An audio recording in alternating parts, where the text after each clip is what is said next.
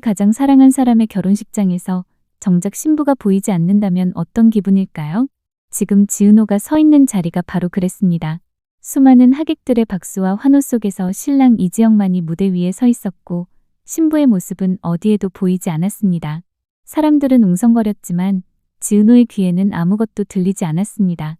그녀는 오직 한 사람만 바라보고 있었기 때문입니다. 이지혁.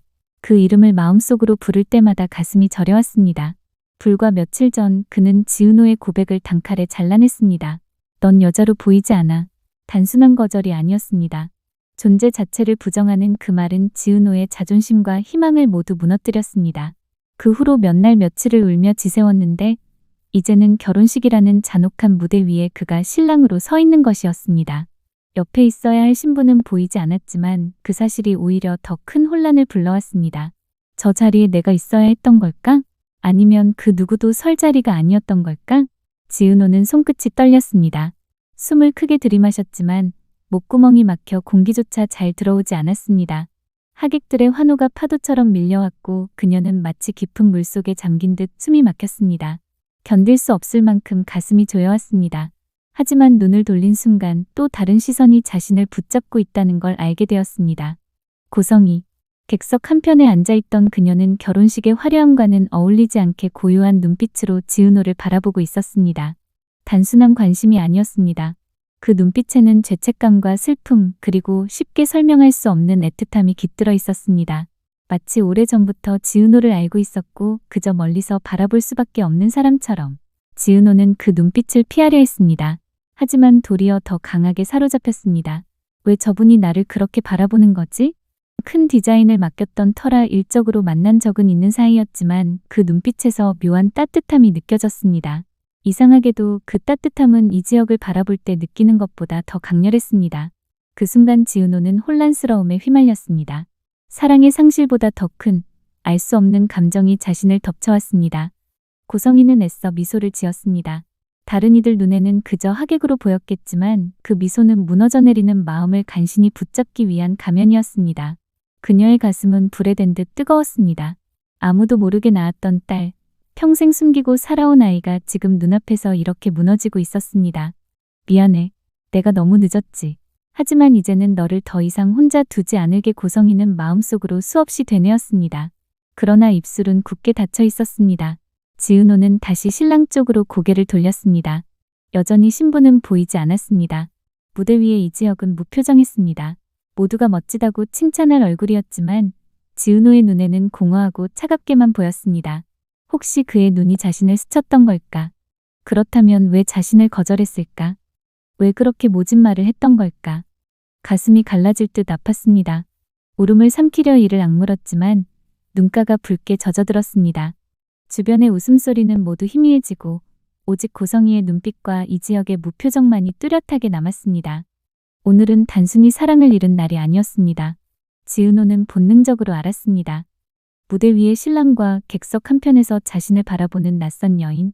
두 사람 사이에 자신조차 모르는 진실이 얽혀 있다는 것을.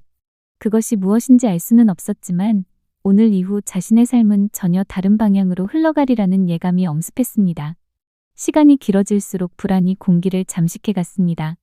결혼식장은 축복의 무대가 아니라 무언가 잘못 끼워 맞춰진 연극처럼 보였습니다. 이지혁은 무대 위에서 홀로 서 있었습니다. 똑바로 서 있는 자세는 흔들림이 없어 보였지만 얼굴은 돌처럼 굳어 있었습니다. 신랑의 얼굴에 어울려야 할 기쁨은 어디에도 없었습니다. 지은호는 그 눈을 바라보다 더 이상 견딜 수 없어 시선을 돌렸습니다. 왜 이렇게까지 무표정한 걸까? 신부가 나타나지 않는데도 저렇게 담담할 수 있는 걸까? 지은호의 머릿속은 수없이 흔들렸습니다. 이미 고백을 거절당했던 순간부터 가슴은 갈라져 있었는데 오늘의 이 장면은 그 상처 위에 또 다른 못을 받고 있었습니다. 아버지 이상철은 눈썹을 굳게 찌푸린 채 무대를 뚫어져라 바라보고 있었습니다. 손은 무릎 위에서 움켜쥐어져 있었고 턱은 딱딱하게 굳어 있었습니다. 그는 자존심이 강한 사람이었습니다. 남 앞에서 체면을 잃는 것을 가장 두려워하는 그에게 지금의 상황은 모욕에 가까웠습니다. 어머니 김다정은 억지로 미소를 유지하며 옆자리 사람과 몇 마디를 나누었지만 그녀의 눈빛은 초조하게 무대를 떠나지 못했습니다. 할머니 조옥래는 날카롭게 주변을 노려보고 있었습니다. 어떻게 이런 망신을 당하게 만들 수가 있느냐는 불만이 그대로 묻어났습니다. 뒤쪽에 앉아있던 동생 지환과 수빈은 작은 목소리로 대화를 나누었습니다. 왜 신부가 안 오는 거야? 형은 왜 아무렇지 않아 보여? 그들의 목소리는 작았지만 지은호에게는 큰 울림처럼 다가왔습니다. 결혼식장의 모든 소리들이 지금 그녀의 마음속에서 증폭되고 있었습니다. 지은호는 의자를 꽉 잡았습니다. 숨이 막혀 도망치고 싶었지만 몸은 움직이지 않았습니다. 심장은 요동쳤고 눈가가 뜨거워졌습니다. 그러나 울 수는 없었습니다.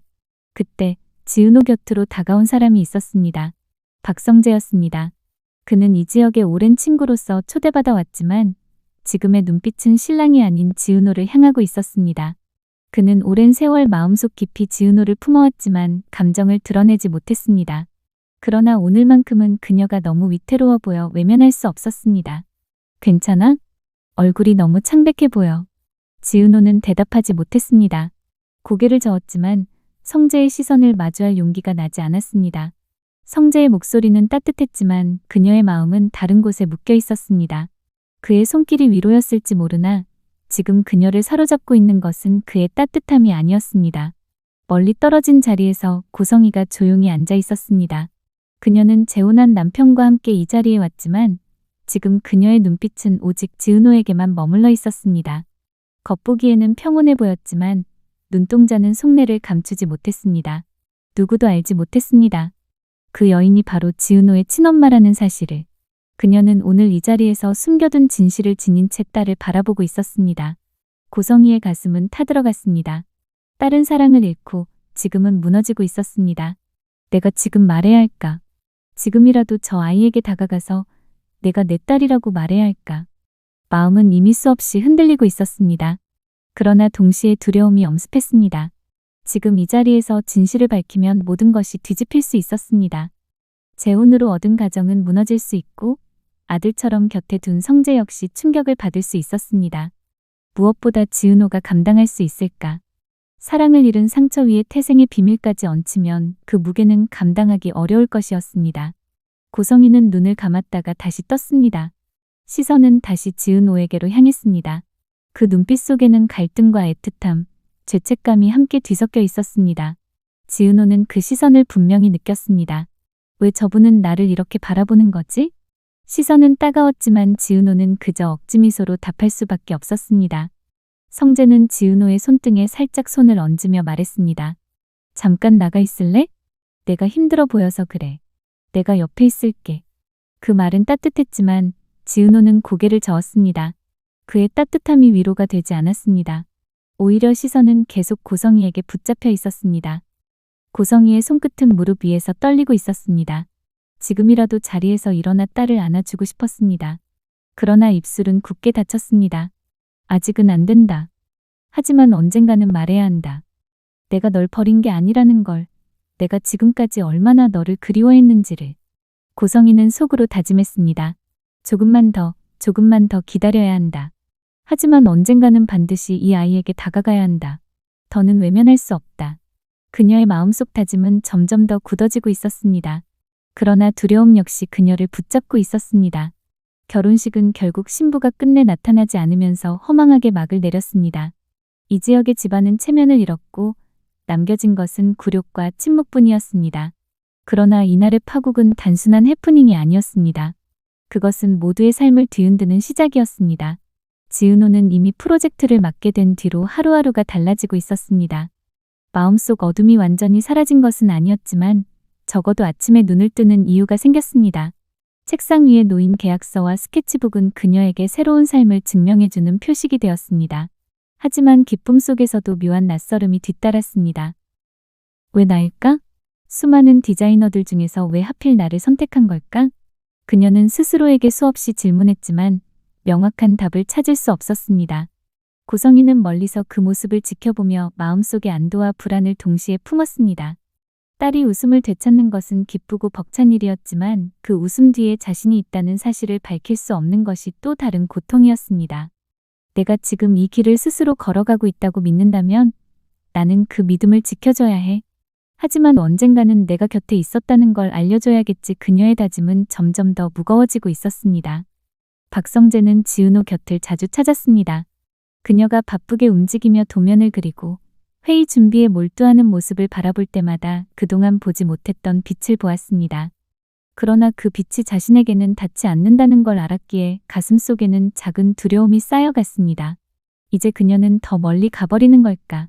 내가 따라잡지 못할 곳으로 그는 애써 그 불안을 누르며 말했습니다. 내가 가는 길 어디든 나는 함께할 거야. 하지만 그 다짐조차 언젠가는 시험대에 오를 것임을 그는 아직 알지 못했습니다. 성재의 아버지는 아내의 방에서 발견한 문서와 낯선 이름들을 잊지 못했습니다. 그는 저녁 식탁에서 무심한 듯 물었습니다. 요즘 왜 이렇게 외부 모임이 잦습니까?